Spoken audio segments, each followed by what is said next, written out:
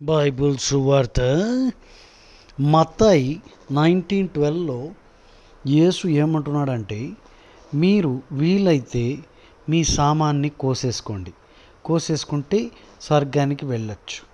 ఇది ఎలా చెప్పాడు చూడండి.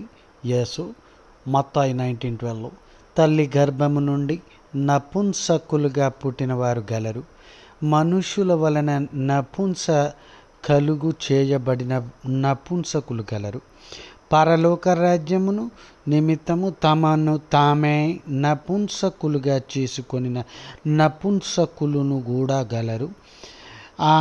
ఈ మాటను అంగీకరింపగలవాడు అంగీకరించుకొని ఉండండి. అంటే కోసుకోండి, మీ సామాన్ మీరు కోసేసుకుంటే మీరు స్వర్గానికి వెళ్ళొచ్చు అని యేసు చెప్తున్నారండి. ఇది సువార్త. బాగా ఆలోచించుకుని కోసుకోండి. అమ్మో.